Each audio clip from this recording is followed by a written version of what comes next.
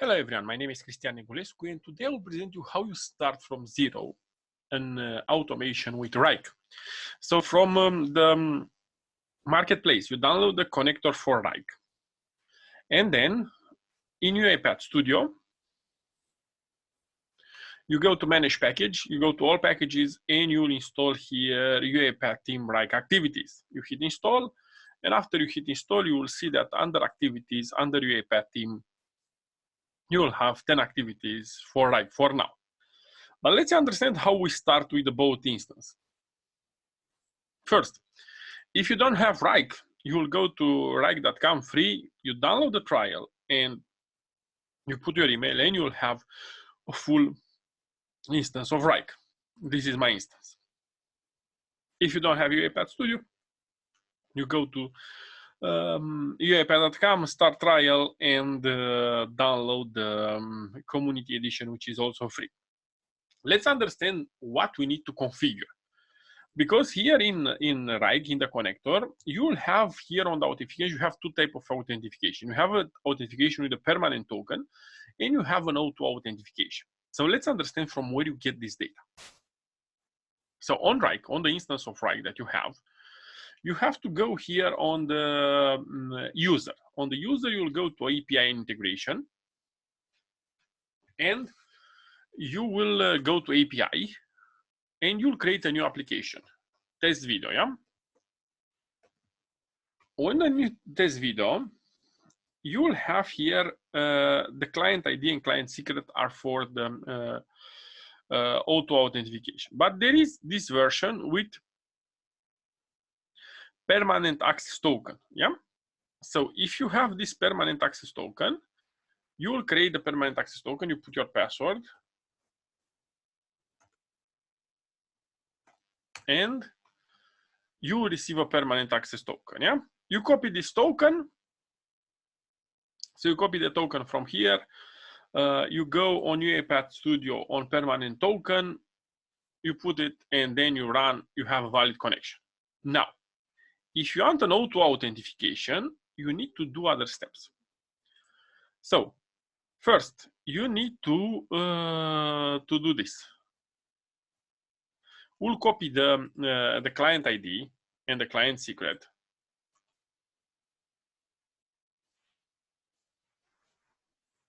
So I'll copy the client ID and client secret, and then it's another step. Let me stop the recording for copying. Okay, so I copied the client ID and client secret. Now, you can see here on UiPath Studio that I ask also for a code or refresh token. Good. Let's understand how we get this one. So you will go here on the documentation. The documentation will open this page where it's explaining what is client ID, client secret. And here you have a link where you say login that Wrike. So if you want to get the code, you have to go on this link and put here your client ID. I already have this one. Here I write it on my PC and I will hit enter.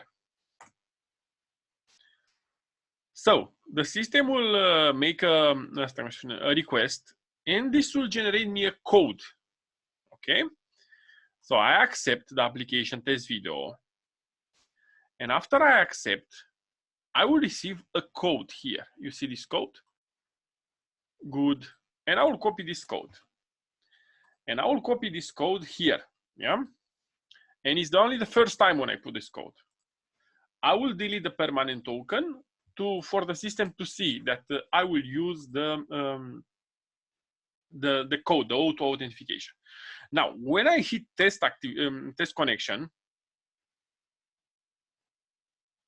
the system will see, he will generate a code. Please save this new code for the other implementation.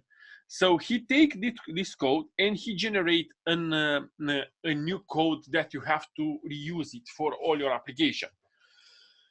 So this is the code that will be your refresh token.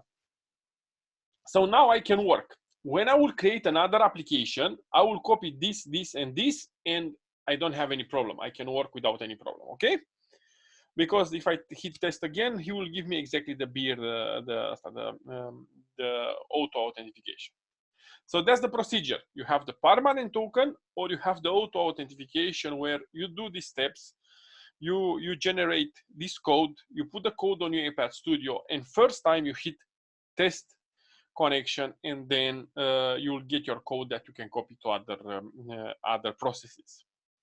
Okay, so remember to follow me on the YouTube, and here on the YouTube you will find you'll have a Wrike folder, and on this Wrike folder you'll find multiple videos with how to automate to Wrike. And remember, here you'll find the videos how to work with Salesforce, NetSuite, ServiceNow, Jira, and so on. Thank you very much for watching. Have a good one.